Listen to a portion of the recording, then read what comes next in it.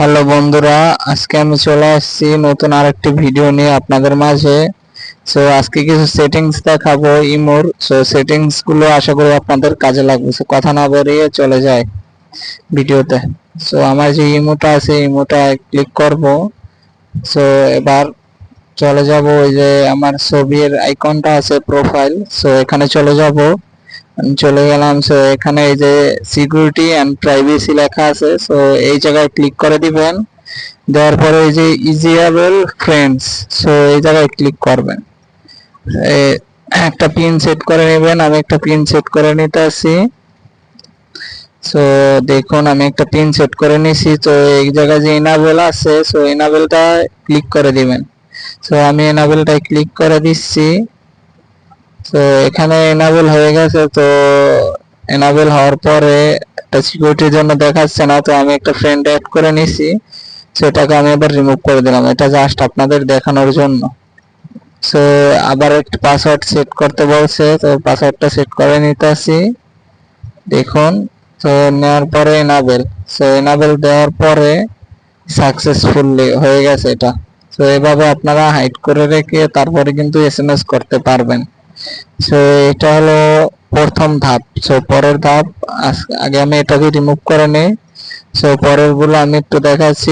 এই যে এই জায়গায় যে পাসকোড লক, এটা দিয়ে রাখলে আপনার ইমোতে কেউ আপনার পিন ছাড়া ঢুকতে পারবে না। এই জায়গায় একটা পিন সেট করে নিতে আসি। দেখুন একটা পিন সেট করে নিলাম।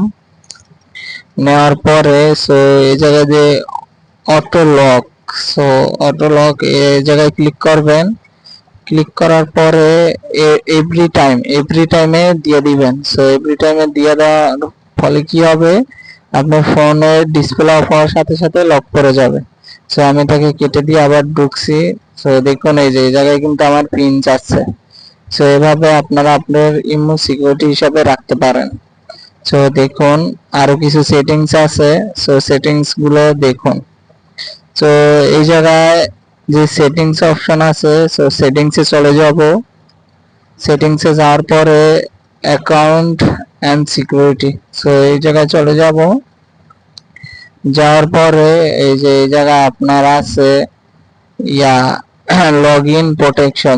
লগ ইন প্রোটেকশনে দিয়ে আপনি যদি 2 ফ্যাক্টর অন করে রাখেন তাহলে আপনার ইমো আপনি ব্যতীত অন্য কেউ চালাতে পারবে না।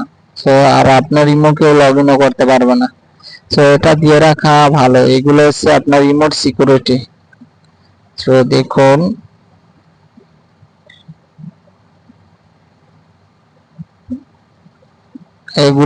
এগুলো দিয়ে রাখলে আপনার রিমোট সিকিউরিটি থাকবে।